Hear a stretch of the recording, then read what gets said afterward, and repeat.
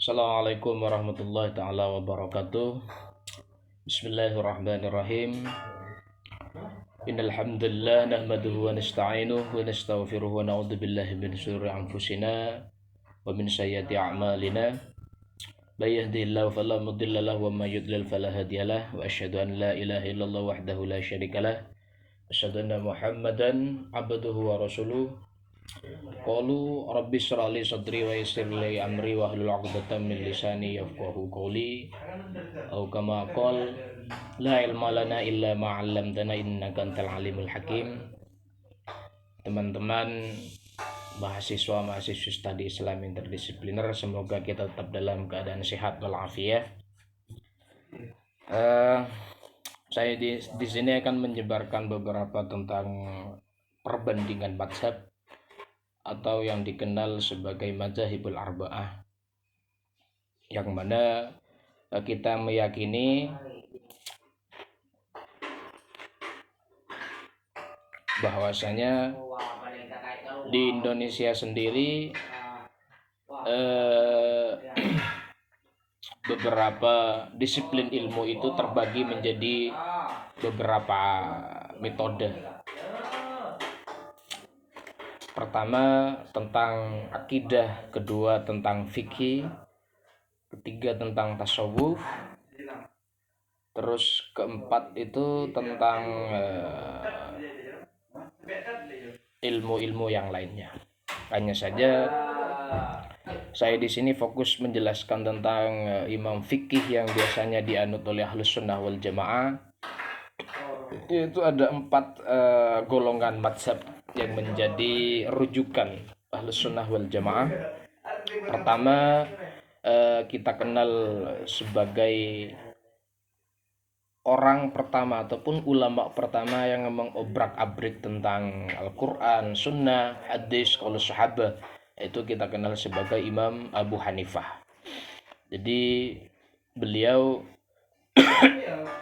memang fokusnya, andaikan tidak ada beliau mungkin kita tidak akan paham makna-makna tentang Al-Quran, sejarah-sejarah tentang Al-Quran, dan juga kandungan-kandungan hukum dalam ayat Al-Quran, entah itu yang mutasyabihat ataupun yang muhakamat.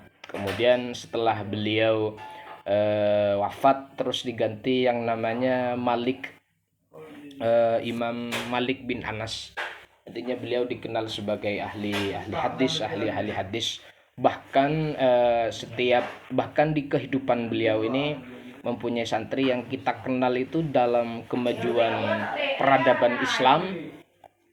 Dalam peradaban Islam itu kita mengenalnya pada saat Imam Malik itu hidup di masa kerajaan Harun ar-Rasyid yang merupakan santri beliau. Jadi beliau itu santri-santrinya ya hebat, seperti ulama-ulama pada zaman sekarang, yang artinya di Timur Tengah masih akal-akal sehat. Ulama-ulama itu ya masih santai saja, ada beberapa perbedaan, misalkan dalam furu'iyah, perbedaan tentang pendapat itu masih biasa di kalangan para ulama seperti itu. Setelah itu ada Imam Syafi'i, beliau juga termasuk imam yang masyhur dianut oleh ulama-ulama Indonesia, khususnya Ahlus Sunnah wal Jamaah, yang barometernya itu sebagai disiplin ilmu di bidang fikih. Jadi setelah kehidupan Imam Malik, beliau itu mempunyai santri yang namanya Imam Syafi'i, dan beliau juga bukan hanya berguru pada Imam Syafi'i, bahkan beliau itu mempunyai qaul 2 yang namanya qaul jadid dan qaul qadim, dan semua qaul itu ya memang pendapat itu ya santai-santai saja ketika ada perbedaan. Belum tentu qaul jadid itu salah, belum tentu qaul qadim itu benar. Jadi seperti itu di kalangan ulama, memang perbedaan itu ya tidak terjadi masalah apa-apa, santai saja seperti itu. Terus setelah itu dan juga Imam Syafi'i ini juga berguru pada Imam bin Muhammad Asy-Syaibani yang merupakan santri kesayangan Imam Abu Hanifah. Jadi di samping beliau sudah berguru pada Imam Malik merupakan santri Imam Abu Hanifah, beliau juga berguru pada bin Muhammad Asy-Syaiban yang merupakan juga juga ulama yang merupakan pecahan ataupun santri dari Imam Abu Hanifah sendiri. Setelah itu Imam Syafi'i Setelah itu Imam Syafi'i mempunyai murid namanya Imam Ahmad bin Hambal yang juga itu mendirikan sebuah mazhab, artinya dianut sebagian umat-umat Islam. Makanya di Ahlus Sunnah sendiri kita kenal imam fikih itu ada 4 golongan. Pertama Imam Abu Hanifah, Malik bin Anas, terus Imam Syafi'i, terus Ahmad bin Hambal. Yang 4 ini dijadikan sebagai rujukan ataupun tendensi hukum khususnya di kalangan Ahlus Sunnah wal Jamaah. Jadi seperti itu. Jadi perbedaan di antara ijtihadiyah kalangan 4 mazhab itu memang biasa di antara mereka, tetapi ya, mereka pasti mempunyai identik dengan fokusnya masing-masing. Misalkan kalau Imam Ahmad bin Hambal ini terkenal dengan musnadnya, kitab al-musnadnya. Terus kalau Imam Syafi'i itu terkenal dengan risalahnya. Terus kalau Imam Malik itu terkenal dengan muwatta'nya dan lain sebagainya. Jadi keunggulan dari beberapa fokus-fokusnya imam yang 4 ini tidak dijadikan sebagai lahan perbedaan dan perpecahan yang ada di kalangan ulama fikih seperti itu. Misalkan contoh halnya dalam tadi kasusnya, misalkan dalam nikob lah. Nikob itu cadar, misalkan dari cadar itu tidak, kalau di Indonesia sendiri mungkin jadi kontroversial karena memang ya karena bahasanya itu tidak biasa. Mungkin kalau di daerah Timur Tengah itu hal-hal yang mewajibkan karena pada saat itu memang perempuan sangat dijaga keamanannya seperti itu. Tapi kalau di Indonesia sendiri yang jadi perbedaan dan perpecahan itu karena perbedaan fikih, padahal fikih pada zaman dahulu ulama-ulama itu masih formal-formal saja. Tidak ada salah satu dari mereka saling membenci, tidak ada. Karena mereka itu mempunyai fokus ilmunya masing-masing seperti itu. Jadi kalau urusan nikop ini ada kitab sebagian yang menjelaskan memang fokus dari karangannya Imam Muhammad Hamdi Az-Zuri Az-Zakzuk Mahmud tentang Ar-Ra'yu Asy-Syar'i fin Niqabi bi aklami kabari ulama. Pendapat-pendapat syariat dalam menjelaskan nikob ataupun cadar dalam pertimbangan atau pembesar-pembesar para ulama. Jadi dalam kitab ini jadi fokus membahas tentang nikob itu sebagian dari ibadah ataupun dari kebiasaan.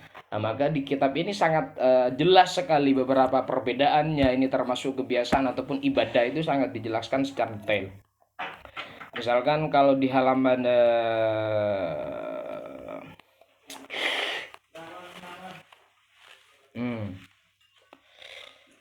kalau kita tahu nikob itu istilahnya, nikob itu hanya istilahnya itu hanya seorang perempuan saja. Kalau hijab itu secara umum bisa dipakai laki-laki, bisa dipakai sebagai ketika majelisan itu nikob. Tapi kalau hijab itu hijab. Tapi kalau nikob itu memang khusus untuk perempuan, untuk menutupi wajahnya seperti itu. Jadi pendapat ini kontroversial, tapi ya fair-fair saja di antara kalangan ulama fikih itu tidak ada yang mencaci maki, tidak, tetapi mereka itu fokus pada pendapatnya masing-masing dan mempunyai landasan hukum yang berbeda-beda. Misalkan kalau Imam Abu Hanifah itu biasanya mengambil dari kebiasaan orang Persia karena beliau kehidupannya di Irak itu pada saat itu sampai wafat. Terus kalau Imam Malik biasanya itu qaulu ahlul Madinah itu selalu dibawa ketika identik dengan qaululnya ahlul Madinah itu kalau Imam Malik. Kalau Syafi'i ini yang terkenal imam yang sangat moderat. Makanya kebanyakan Ahlus Sunnah wal Jamaah Nahdiyah itu mengikuti kalangan Syafi'iyah karena kemoderatan Imam Syafi'iyah itu sangat kental seperti itu. Bukan Ahlus Sunnah ataupun Nahdiyah sendiri itu mengingkari imam-imam yang lain, tetapi mayoritas di Indonesia hukum fikih yang dianut oleh orang-orang Indonesia, khususnya ulama di Indonesia, itu mengambil dari pendapat-pendapatnya Imam Syafi'i seperti itu. Misalkan dalam bab ini dalam di Shahifah 25 ini dijelaskan wa ala dzalika nusus ashabu madzhabul fiqhiyah, artinya tentang penjelasan nikob itu sebagian dari ibadah ataupun ada. Di kitab ini dijelaskan perbandingan mazhab, pendapat-pendapat mazhab yang 4 itu dalam menanggapi itu termasuk wajib, sunat atau makruh. Nah, di sini nih. Ini yang menjadi fokus pembahasan dalam kitab ini. Pertama, menurut Imam Hanafi, Imam Abu Hanifah mengatakan qala al-Marghiyani minal Hanafiyah, ini termasuk pendapat ulama dari santrinya Imam Abu Hanifah misalkan. Ini mengatakan aurah itu ala annal qadam wa yaru annaha laysat bi aurah wal asah.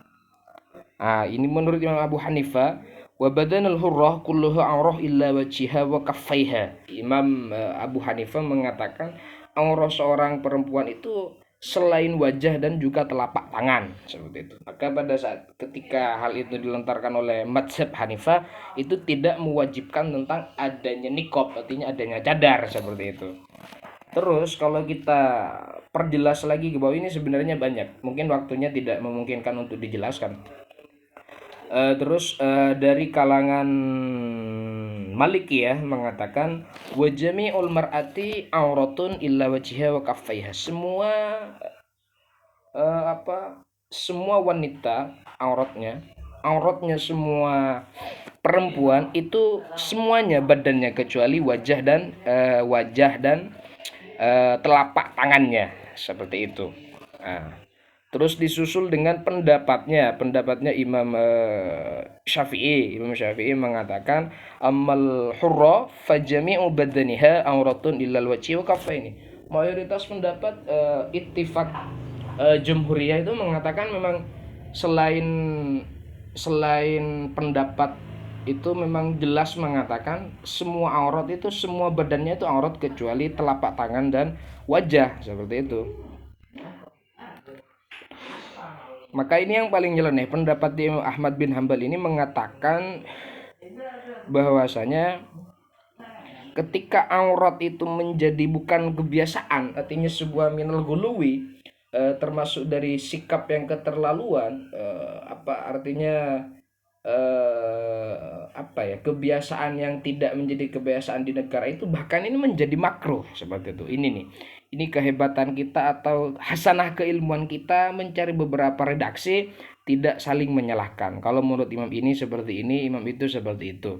Jadi kita mempunyai pendapat atau pandangan yang luas untuk menjustis orang-orang yang tidak suka ataupun orang-orang yang memang mewajibkan atau mengharuskan memakai niqab. Jadi dengan adanya mazhab yang 4 itu kita mempunyai pandangan bahwasanya yang penting itu bukan bukan benar atau tidaknya, tapi yang penting itu kedamaiannya. Artinya kita tidak dipecah belah gegara atau karena perbuatan yang sunnah itu. Jadinya kita itu kembali kepada mayoritas, terus kita punya tendensi sehingga orang yang tidak mempunyai cadar dan orang yang bercadar dan orang yang tidak bercadar itu ya fair-fair saja. Kamu bercadar iya, aku tidak bercadar ya iya. Yang dipermasalahkan itu ya tidak pakai kerudung, seperti itu. Padahal cadar itu di kalangan fikih ya memang menjadi perbedaan yang itu fair-fair saja. Itu pendapat ulama seperti itu. Ini mungkin itu yang dapat saya sampaikan. Selebihnya saya mohon maaf yang tiada batas. Mungkin teman-teman bisa mengkaji kitabnya sendiri tentang masalah niqab, itu termasuk dari ibadah ataupun dari kebiasaan. Nanti teman-teman sendiri itu mempunyai pengalaman atau edukasi yang begitu luas sehingga tidak terjadi menjustis antara satu dengan yang lainnya. Sekian, terima kasih. Allahul muwaffiq ila aqwamit thoriq. Wassalamualaikum warahmatullahi taala wabarakatuh.